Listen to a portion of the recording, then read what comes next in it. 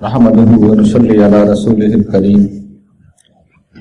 اما بعد فاعوذ بالله من الشيطان الرجيم بسم الله الرحمن الرحيم رب اشرح لي صدري ويسر لي امري واحلل عقدة من لساني يفقهوا قولي ربنا لا تؤاخذنا ان نسينا واخطانا. محترم خواتین و حضرات، افطار سے پہلے آپ لوگوں نے جن اہل علم کی گفتگو سنی وہ رزق ربانی کی ایک غیر معمولی انتہا ہے جو اللہ تعالیٰ نے ہمیں عطا کر رکھی ہے، اور افطار کے بعد آپ نے اللہ تعالیٰ کا رزق مادی نوش کیا ہے. چنانچہ ان دو قسم کے رزق کے بعد سچی بات یہ ہے کہ مزید کوئی تقریر سننے کے اوپر دل آمادہ نہیں ہوتا. لیکن اب ہم نے کھانا کھلایا ہے تو کچھ نہ کچھ کہیں گے بھی، یہ ہماری بھی مجبوری ہے اور ہمارے دوستوں کی بھی مجبوری ہے جب ہم نے یہ ارینجمنٹ کی ہے. اس لیے دل پہ جبر کر کے آپ لوگ میری کچھ گزارشات سن لیجیے، تو ہو سکتا ہے کہ اللہ تعالیٰ اس میں کوئی میرے لیے اور آپ کے لیے خیر پیدا کریں. میرے لیے بھی ایک مشکل چیز ہے کہ رمضان میں آپ جانتے ہیں ہم کبھی کوئی پبلک پروگرام نہیں کرتے، لیکن بعض مجبوریوں کی بنا پر یہ پروگرام جو ہم آج کر رہے ہیں ہمیں جو پہلے کرنا تھا ہم نہیں کر سکے. اس وقت میرے لیے گفتگو کرنا اس اعتبار سے بھی بہت مشکل ہے کہ میرے جن جلیل القدر اساتذہ نے یہاں تقریریں کی ہیں ان کے بعد کچھ کہنا سورج کو چراغ دکھانے کے مترادف ہے. لیکن اللہ تعالیٰ کی یہ بڑی عنایت ہے میرے اوپر کہ محاورتاً نہیں حقیقتاً مجھے اپنے اساتذہ کی جوتیاں سیدھی کرنے کا اللہ تعالیٰ نے موقع دیا ہے. میری زندگی کے قیمتی برس ان سے علمی اور فکری اور عملی استفادے میں گزرے ہیں. اس استفادے کی بنا پر میں آپ کے سامنے کچھ کہنے کی جرات کر رہا ہوں. اس میں جو بات صحیح زبان سے نکلے گی وہ بے شک اللہ کا فضل ہوگا اور اپنی اساتذہ کا فیض ہوگا، اور جو غلط بات ہے وہ یقیناً میری ہی طرف اس کی نسبت ہے. جس جذبے سے جس احساس سے یہاں پر آپ لوگوں کو بلایا گیا ہے اس میں ہمارے پیش نظر قرآن مجید کی وہ آیت تھی جو سیدنا ہود علیہ السلام کے زبانی سورہ اعراف میں اس طریقے سے نقل ہوئی ہے، انا لکم ناصح امین، کہ لوگوں میں تمہارا سچا خیر خواہ ہوں اور میرے پاس تمہاری ایک امانت ہے جو میں تمہیں پہنچا رہا ہوں. تو میرے پاس بھی، یہ میں دل کی گہرائیوں سے بات عرض کر رہا ہوں کہ میرے پاس بھی آپ کو دینے کے لیے ایک امانت ہے. اور ہم سب جنہوں نے ارینجمنٹ کیا، میرے دوست ساتھی انذار کے جو نگران ہیں، جو کارکنان ہیں، وہ آپ کے خیر خواہ ہیں، اور ہمارے پاس آپ کو دینے کے لیے کوئی امانت ہے. وہ امانت ہے جو میں آپ کے سامنے پیش کرنا چاہتا ہوں. ظاہر ہے کہ مذہبی پس منظر میں یہ امانت ایک دینی نوعیت کی چیز ہے، اور آپ یہ سوچ رہے ہوں گے دین تو ہم کو پورا پتہ ہے، یہ کون سی نئی بات ہے جو میں آ کے یہ آدمی بتائے گا. میں بھی مانتا ہوں کہ دین، اللہ کا شکر ہے اس ملک میں لوگ عمل کر رہے ہیں، دین پڑھتے ہیں، سنتے ہیں، اس پہ عمل کرتے ہیں. روزے اللہ کا شکر ہے سب بڑے پیمانے پہ رکھتے ہیں. تراویح کا جو حال ہے مساجد میں اس وقت ہم سب جانتے ہیں. لیکن جو چیز نہیں ہے یہاں پر وہ دین کی روح. اور دین کی روح کیا ہوتی ہے؟ یہ ایسا ہی ہے کہ انسان کے وجود میں سے اگر روح نکال دی جائے تو پھر وہ ایک متعفن وجود ہی رہ جاتا ہے، ایک بدبودار وجود رہ جاتا ہے جسے کوئی شخص اپنے گھر میں 2-4 گھنٹے سے زیادہ رکھ نہیں سکتا. کوئی ہمارا رشتہ دار اگر فوت ہو جائے تو ہم دوسرا دن بھی گوارا نہیں کرتے کہ اسے اپنے گھر میں رکھیں، اس لیے کہ مردہ وجود سے، اس وجود سے کہ جس کے اندر کوئی روح نہ ہو، بدبو اور سڑان اٹھنے لگتی ہے. تو میں بہت جبر کر کے یہ بات عرض کر رہا ہوں کہ ہمارا دین جس طرح اس وقت موجود ہے اس کی حیثیت اس کے سوا کچھ نہیں. اس کی وجہ کیا ہے کہ دین کا فارم، دین کا ظاہر، اس کی حفاظت کی ذمہ داری چونکہ اللہ تعالیٰ نے خود لے رکھی ہے. ختم نبوت کے بعد دین کا پیغام محفوظ، اس کی تعلیم محفوظ، اس کا میسج محفوظ، تو دین کی جو ظاہری شکل ہے، ظاہری فارم ہے، وہ بھی محفوظ ہے. لوگ روزے رکھ رہے ہیں، لوگ نمازیں پڑھ رہے ہیں، لوگ زکوٰۃ دے رہے ہیں، لوگ عمرہ کر رہے ہیں، لوگ حج کر رہے ہیں. دین کا ظاہر موجود ہے، لیکن دین کی جو فارم ہے اور دین کی جو اصل ہے وہ موجود نہیں ہے. وہ کس طرح موجود نہیں ہے یہ میں آپ کو بتاتا ہوں. دیکھیے یہ جو مہینہ ہے رمضان کا، ہم جانتے ہیں کتنا غیر معمولی مہینہ ہے. اس کی حکمت، اس کے مصالح پہ قرآن مجید نے خود گفتگو کی ہے، اور وہاں یہ بیان کیا ہے کہ رمضان فرض کیے گئے ہیں اس کے روزے. کتب علیکم الصیام کما کتب علی الذین من قبلکم لعلکم تتقون، تاکہ تم میں تقویٰ پیدا ہو جائے. وہ تقویٰ آپ کو اس معاشرے میں کہیں نظر آ رہا ہے؟ نہیں نظر آ رہا. دوست اس کے بعد آگے چل کے قرآن مجید کہتا ہے تکبر اللہ علی ما ہداکم ولعلکم تشکرون، تم میں اللہ تعالیٰ کی کبریائی بیان کرنے کی کیفیت پیدا ہو جائے. اللہ کی بڑائی کے احساس میں جی رہے والے بن جاؤ، تم شکر گزار بن جاؤ. لیکن شکر گزار کے ہمارے جیسے ہوتے ہیں؟ ہمارے جیسے نہیں ہوتے. تو اس کا سبب کیا ہے؟ اس کا سبب کیا ہے؟ میں نے اس کو ایک تعبیر اختیار کی ہے اس کے لیے کہ ہم اس رمضان کے مہینے میں 20 اور 30 کی گنتی گنتے ہیں. 30 کی گنتی سے مراد یہ ہے کہ مہینے میں 30 روزے ہوتے ہیں، تو ہم گن گن کے روزے رکھتے رہتے ہیں. آج 5 روزے ہو گئے، 6 روزے ہو گئے، 10 روزے ہو گئے، 15 ہو گئے، 20 ہو گئے، رمضان ختم. یہی حال ہماری تراویحوں کا. اس کو میں 20 سے تعبیر کر رہا ہوں کہ 2 رکعتیں ہو گئی، 4 ہو گئی، 6 ہو گئی، 8 ہو گئی، 20 ہو گئی. چلیے جی تراویح ختم ہو گئی. تو پورا رمضان اس 20 اور 30 کی گنتی میں ختم ہو جاتا ہے. 30 روزے پورے کرنے ہیں، 20 تراویح پوری کرنی ہے. تو اللہ تعالیٰ نے کہی 20 اور 30 کی گنتی دینی تھی. اور اس کے بعد جس طرح فوج میں حکم دیا جاتا ہے کہ جیسے تھے، یعنی جس حال میں تم رمضان سے پہلے تھے، رمضان کے بعد تم دوبارہ اسی حال کے اندر لوٹ کے آ جاؤ، بلکہ عین رمضان میں اسی حال میں تم لوٹ کے آ جاؤ. تو اس کا سبب کیا ہے؟ اس کا سبب یہی ہے کہ معاشرے کی اکثریت، یعنی میں آپ لوگوں کی بات نہیں کر رہا، آپ میں سے یقیناً بہت سے لوگ اور سبھی لوگ بہت صالح ہیں اور روزے کو اس کی اسپرٹ کے ساتھ بھی ادا کرتے ہوں گے اس عبادت کو، لیکن مجموعی طور پر میں معاشرے کی بات کر رہا ہوں کہ تقویٰ یہاں کہاں ہے، شکر گزاری کہاں ہے.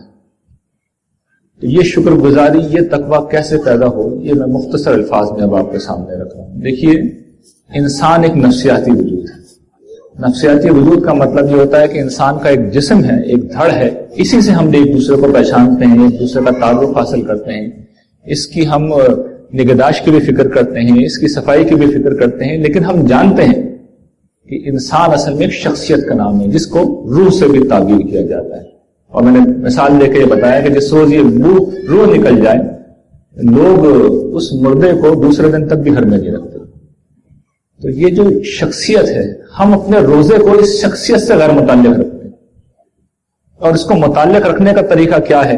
دیکھیے اللہ تعالیٰ نے کمال خوبصورتی سے اس کا اہتمام کیا. اس نے ہماری بنیادی جبلتوں کے اوپر پابندی لگائی ہے. اس نے کہا ہے کہ تم کھانا نہ کھاؤ، تم پانی نہ پیو، تم بیویوں کے پاس مت جاؤ. ہم یہ سارے کام کرتے ہیں. اور میں کل ایک جگہ گفتگو کر رہا تھا، میں نے لوگوں سے کہا کہ آپ سوچئے آپ میں سے کوئی شخص بھی اللہ کی رضا کے سوا کوئی جذبہ نہیں نکال سکے گا. اللہ کی رضا کا جذبہ ہوتا ہے، ورنہ تنہائی میں کس نے روکا ہے بھوکا رہنے سے؟ آپ نہ رہیں بھوکے، پانی پینے سے آپ پانی پی لیں. سب کر سکتے ہیں، کوئی شخص یہ کام نہیں کرتا. برے سے برا آدمی بھی جو روزہ رکھ لیتا ہے، جان پہ بنا دیے، روزہ نہیں توڑتا.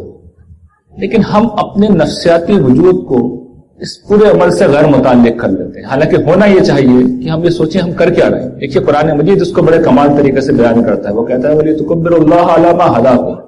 جب تم روزہ رکھتے ہو تو اصل میں کر کیا رہے ہو؟ تو تم سوچو، تم اللہ کی کبریائی بیان کرتے ہو. کس طرح کہ پروردگار تیرا حکم تھا کھانا چھوڑو، تم چھوڑ دیا. تیرا حکم تھا پانی چھوڑ دیا پانی. تیرا حکم تھا بیوی کو چھوڑو، اس کو بھی چھوڑ دیا. میرے آقا میں اس سے بڑھ کے آپ کی کبریائی اور کیسے بیان کروں؟ میرے وجود کے اندر باہر ہر جگہ آپ کی بڑائی قائم ہو چکی ہے، میں اس سے بڑھ کر آپ کی کبریائی کیسے قائم کروں؟ کی جا سکتی ہے اس سے بڑھ کر کسی کی بڑائی کو ماننا کیا ہوتا ہے؟ کسی کو آپ نے بڑا مانا، اس کے بعد آپ اس کی بات مانتے ہیں. اس سے زیادہ بڑی آپ کسی کی کیا بات مان سکتے ہیں؟ جو بنیادی جبلتیں ہیں چھوڑ دی، سب پہ پابندی قبول کر لی. حلق میں کانٹے پڑ رہے ہیں،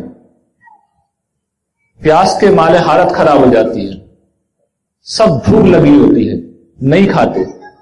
لیکن ذہن کو یہ نہیں بتاتے کیوں کر رہے ہیں، یہ پروردگار عالم کے لیے کر رہے ہیں، تو تڑپ کے اس کو تو بتائیں پروردگار یہ تیرے لیے کر رہا ہوں، تیری بڑائی قائم کرنے کے لیے کر رہا ہوں۔ لوگ دنیا میں خدا کی بڑائی قائم کرنا چاہتے ہیں، میں نے اپنے اوپر کر دی ہے کہ اس لیے کہ ذمہ داری میرے اوپر یہی تھی۔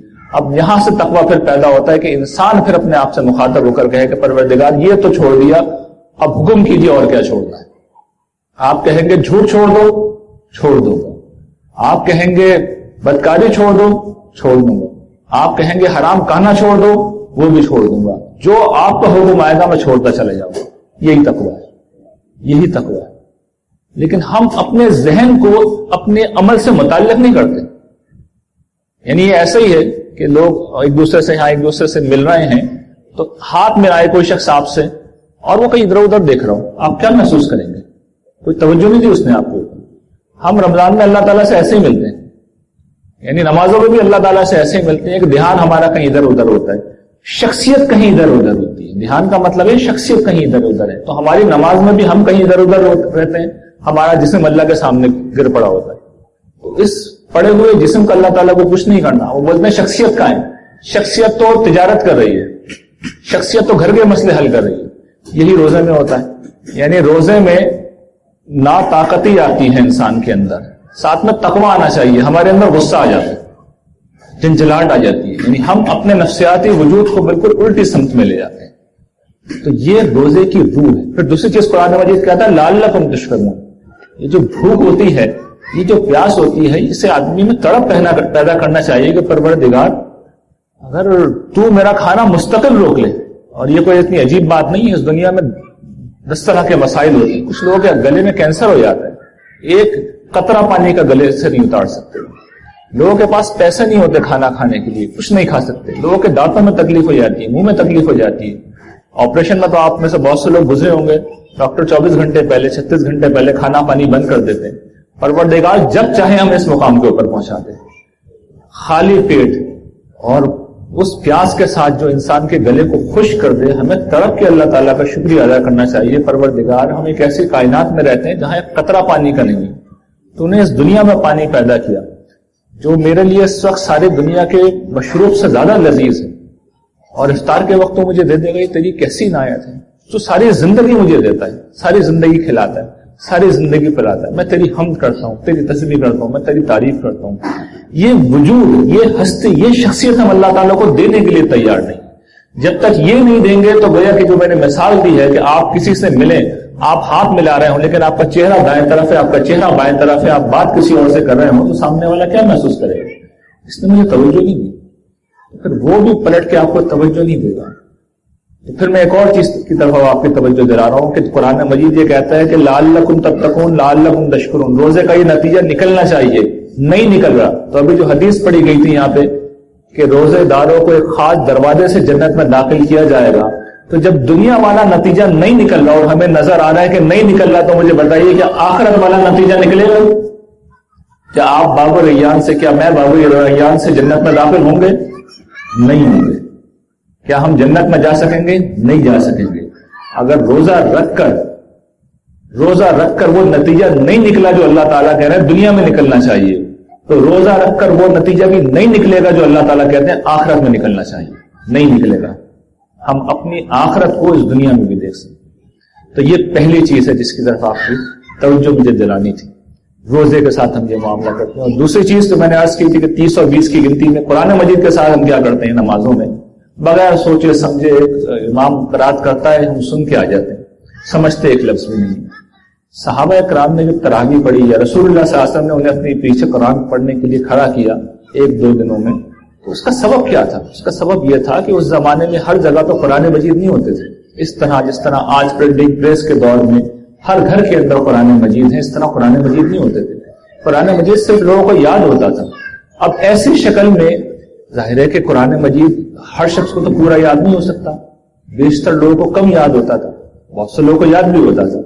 تو یہ ان لوگوں کے لیے اہتمام تھا کہ جن کو کم قرآن یاد ہے وہ ان اجتماعی نمازوں میں آئیں اور زیادہ قرآن جاننے والوں کے پیچھے کھڑے ہو کے قرآن مجید کو سنیں۔ سننے کا مطلب وہاں سمجھنے کے ہم مانے تھا، اس لیے کہ ان کی زبان بھی عربی تھی۔ اس سے مطلب یہ نہیں تھا کہ بلا سوچے سمجھے قرآن مجید پڑھتے چلے جائے یا سنتے چلے جائے، تو جو سلوک ہم روزوں کے ساتھ کرتے ہیں وہی سلوک ہم قرآن مجید کے ساتھ کرتے ہیں. بغیر سوچے ہم قرآن مجید کو پڑھتے ہیں. تو جب قرآن مجید کو بغیر سوچے پڑھیں گے, بغیر سمجھے پڑھیں گے, تو قرآن مجید سے بھی کچھ نہیں ملے گا.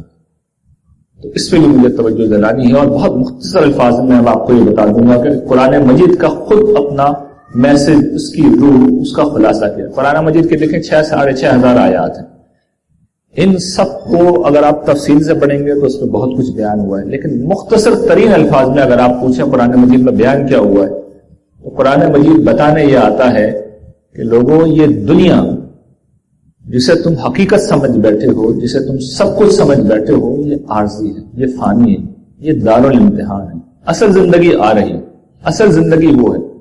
یہ 1,24,000 پیغمبروں کی بعثت کا مقصد تھا. یہ بتانے کے لیے وہ آئے ہیں کہ جس دھوکے میں تم پڑے ہوئے ہو, تم سے پہلے ہزاروں لوگ پڑے ہوئے تھے, ہزاروں نسلیں پڑی ہوئی تھی, دیکھو یہ دھوکہ بہت جلد ختم ہونے والا ہے. اصل زندگی وہ ہے جو آ رہی ہے, اور اس زندگی میں اگر کامیابی حاصل کرنا چاہتے ہو تو دیکھو اس کا طریقہ یہ ہے کہ یہ ایمان اور اخلاق کے تقاضے, ان کو تم پورا, وہ تقاضے پر قرآن مجید بیان کرتا ہے. میں نے قرآن مجید کی 6,500 آیات میں سے جو گنتی کی 100-200 آیتیں, اس کی شکل میں اسے سمرائز کر دیا. قرآن کا مطلب انسان, یہ بھی خود اللہ تعالیٰ کی بڑی عنایت ہے. ظاہر ہے میرا اس میں کوئی کمال نہیں ہے کہ قرآن مجید کا جو اصل میسج ہے انتہائی مختصر الفاظ میں, جس کے بارے میں قرآن مجید یہ گارنٹی کرتا ہے کہ یہ تم کر لو اور جنت مجھ سے لے لینا. اللہ تعالیٰ یہ کہہ رہے ہیں, گارنٹی دلاتے ہیں, یقین دلاتے ہیں, یہ کر لو جنت یقینی ہے. میں نے ابھی پڑھایا ہے, وہ سب یہاں پہ USB میں بھی موجود ہے. ہر مقام پہ اللہ تعالیٰ شروع بات یہاں سے کرتا ہے یا ختم یہاں پہ کرتا ہے. جس اسلوب میں کوئی شخص بات کو مان سکتا ہے, سمجھ سکتا ہے, یقین کر سکتا ہے, اس اسلوب میں یقین دلایا ہے کہ تم یہ کر لو جنت تمہیں ملے گی, تم میری پکڑ سے بچ جاؤ گے, تم اگلی دنیا کے اندر کامیاب ہو جاؤ گے. تو یہ قرآن مجید کا میسج ہے. اس میسج کو ہمیں خود سمجھنا ہے کہ کرنا کیا ہے. یعنی منزل کا نشان بھی بتاتا ہے, اور منزل کے تک پہنچنے کا پورا رستہ, پورا میپ ہمارے سامنے رکھتا ہے قرآن مجید.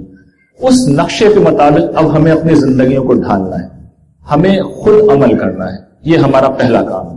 اور میں آپ سے درخواست کروں گا کہ خدا را اس چیز کی سنجیدگی کو محسوس کریں. دیکھیے دین کے نام پہ بہت ہنگامے ہو رہے ہیں. ایک دفعہ مجھ پہ اعتماد کر کے کم سے کم اس کو سن لیجیے. اس لیے نہیں کہ وہ میری تقریر ہے یا میری تصنیف ہے, میں نے کچھ نہیں کیا, جو اللہ تعالیٰ نے کہا اس کو ایز اٹ از بیان کر دیا. آپ اس کو سن لیں, آپ کو قرآن مجید کا ایسنس معلوم ہو جائے گا, آپ کو آپ کی منزل بھی پتہ چل جائے گی اور نجات کا راستہ بھی پتہ چل جائے گا قرآن مجید کے الفاظ میں. اس کے بعد آپ دیکھیں گے کہ آپ کے لیے زندگی کی ترجیحات بالکل متعین ہو جائیں گی, آپ کو پتہ چل جائے گا. اور میں توجہ دلائی تھی جب میں پڑھا رہا تھا, اس وقت میں نے توجہ دلائی تھی کہ قیامت کے دن آپ اللہ تعالیٰ کے حضور ڈٹ کے کھڑے ہو سکتے ہیں. پروردگار یہ آپ نے کہا تھا, میں لے کے آیا ہوں, اب مجھے جنت دیجیے. اور جو لوگ وہ لے کے نہیں پہنچے, اللہ تعالیٰ ان سے ایک ہی بات کہیں گے, میں نے تو بتا دیا تھا, جو میں نے کہا تھا اس کے مطابق کچھ ہے تو پیش کرو, باقی چیزیں سائڈ میں رکھو. لوگ بہت کچھ لے کے جائیں گے. دین کے نام پہ بڑے ہنگامے ہو رہے ہیں, میں اس کی کوئی تفصیل نہیں کرنا چاہ رہا, آپ بھی سب جانتے ہیں. ان سارے ہنگاموں کو اللہ تعالیٰ یہ کہیں گے ان کو کونے میں رکھو, یہ میں نے نہیں کہا تھا, جو میں نے کہا تھا اور لکھ کے تمہیں دیا تھا, میرے پیغمبر نے, میرے محبوب نبی نے قرآن مجید کی شکل میں تم پہ لکھ کے تمہارے اوپر حجت قائم کی تھی, وہ عمل کہاں ہے, اس کے مطابق عمل کہاں ہے. تو پہلے پتہ تو کیجیے وہ عمل کیا ہے, وہ قرآن مجید کی شکل میں موجود ہے. تو اس کو آپ سنیے, آپ کو اندازہ ہوگا. اور پھر آخری چیز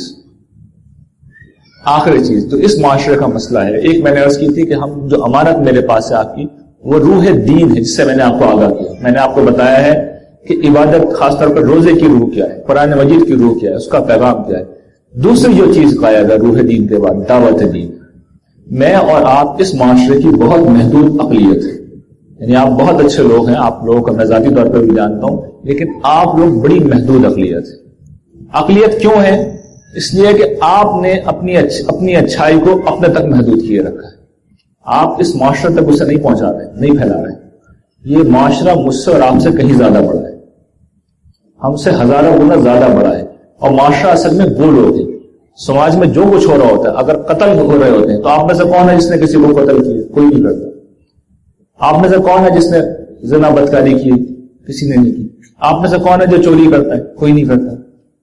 یہ سارے کام معاشرے میں ہو رہے ہوتے ہیں، اس لیے کہ آپ اپنی ذمہ داریاں پوری نہیں کرتے، اس لیے یہ سارے کام جب معاشرے میں ہوتے ہیں تو ایک حصہ آپ کے کھاتے میں بھی آ جاتا ہے، اور وہ اس دنیا میں اس طرح آتا ہے کہ اللہ تعالیٰ کا طریقہ یہ کہ پھر معاشرتی طور پہ فساد پیدا ہو جاتا ہے، یعنی پھر آپ کے موبائل میں محفوظ نہیں ہے، پھر آپ کے پرس بھی محفوظ نہیں ہے، چوری تو آپ نہیں کر رہے، لیکن چونکہ آپ اس میسج کو نہیں پہنچا رہے تو اس کا ایک حصہ آپ کے پاس لوٹ کے آئے گا، اس دنیا میں لازماً لوٹ کے آئے گا۔ تو آپ کو سراپت دعوت بننا ہو، اور دعوت کیا ہے؟ دیکھیے یہ اللہ تعالیٰ کہتے ہیں انا علینا للہدی، یہ میری ذمہ داری ہے، یہ ہماری ذمہ داری ہے، ہمیں پہنچانا ہے۔ اللہ تعالیٰ خود تو نہیں آتے نا، اچھا نبی بھی اب انہوں نے بند کر دیے، اس کا انتظام انہوں نے کیا کیا ہے؟ وَكَذَلِكَ جَعَلْنَاكُمْ أُمَّةً وَسَطًا لِتَكُونُوا شُهَدَاءَ عَلَى النَّاسِ وَيَكُونَ الرَّسُولُ عَلَيْكُمْ شَهِيدًا، کہتے ہیں ہم نے تمہیں بنایا ہے امت وسط۔ امت وسط کا مطلب کیا ہے؟ ایک طرف اللہ تعالیٰ ہے، ایک طرف انسانیت ہے، بیچ میں میں اور آپ کھڑے ہیں، یہ ہے امت وسط کا مطلب، بیچ میں ہم کھڑے ہیں، ادھر اللہ تعالیٰ ہے، ادھر انسانیت ہے، بیچ میں ہم کھڑے ہیں، ہم کو پہنچانا ہے۔ یعنی اصل میں تو صحابہ کرام کا کام تھا، اب تباً ہم کو یہ پہنچانا ہے اور شہادت حق دینی ہے۔ حق کی شہادت کا مطلب کیا ہے؟ اس وقت دین کے نام پہ جو لوگ کھڑے ہوتے ہیں وہ ایک ہی کام کرتے ہیں، دنیا کو بدل دیں۔ دنیا کو بدلنا نہیں ہے، دنیا تک پہنچانا ہے۔ بدلنا کس کو ہے؟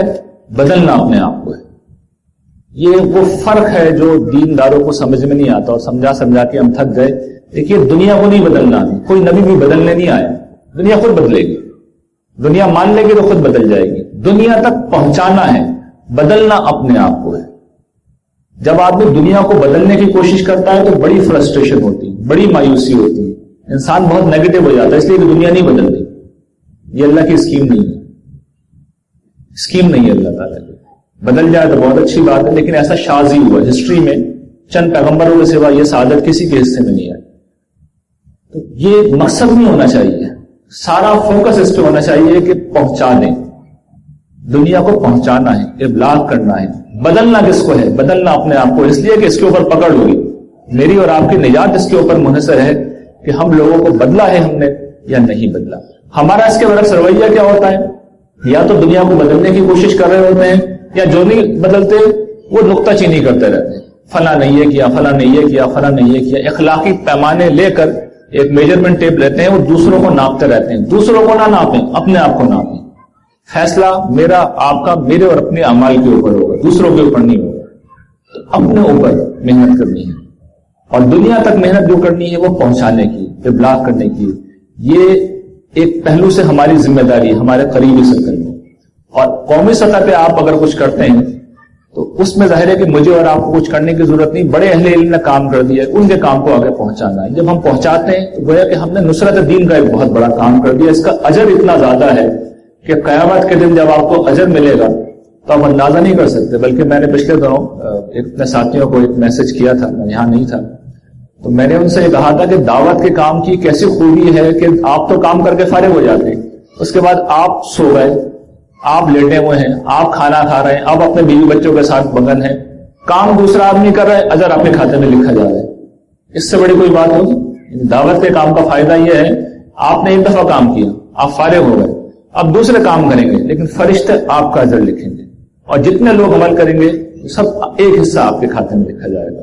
تو آپ کو اتنے غیر معمولی درجات ملیں گے جس کی کوئی حد اور کوئی حساب نہیں ہے۔ اور ایک آخری بات جس کے ساتھ میں اپنی بات ختم کر رہا ہوں، وہ یہ ہے کہ دعوت کے کام میں دیکھیے اس راہ کی کامیابی بھی بڑی کامیابی ہے، اس راہ کی کامیابی بھی بڑی کامیابی ہے، لیکن اس راہ کی ناکامی زیادہ بڑی کامیابی ہے۔ جس وقت آپ ناکام ہو جاتے ہیں، جس وقت آپ بات کہتے ہیں کوئی نہیں سنتا، آپ نے توجہ دلائی کسی نے نہیں سنا، آپ نے کوئی کتاب دی لوگوں نے نہیں پڑھی، تو آپ کو لگے گا آپ مایوس ہو جائے گے، آپ ناکام ہو گئے۔ تو یوں نہ سمجھیے کہ آپ ناکام ہوئے۔ اس کی مثال ایسی ہے کہ جیسے کوئی ماں اپنے بچے کو کوئی کام کرنے کے لیے بھیجے اور بچہ وہ کام ٹھیک اسی طرح کر کے آئے، اچھی طرح کر کے آئے، مطلوبہ نتائج پیدا کرے، تو ماں کیا کرے گی؟ باپ کیا کرے گا؟ شاباش دے گا۔ اور اگر بچہ ناکام ہو جائے، اس عمل میں اسے چوٹ لگ جائے، تو بچے کو شاباش نہیں ملے گی، شاباش نہیں ملے گی۔ جب بچہ واپس آئے گا تو پھر ماں اسے گلے سے لگا لے گی، اس لیے کہ اس نے تو اپنی استعداد سے زیادہ کام کر دیا، اس کا تو دل بھی ٹوٹا ہے۔ تو جس وقت آپ اس راستے میں ناکام ہو جاتے ہیں، میں آپ کو یقین دلاتا ہوں آپ اللہ تعالیٰ کے سب سے زیادہ قریب ہیں۔ سب سے زیادہ قریب ہوں گے. تو اس راستے پہ چلیے جس کی کامیابی بھی کامیابی ہے اور جس کی ناکامی بھی زیادہ بڑی کامیابی ہے. وآخر دعوانا ان الحمد للہ رب العالمین.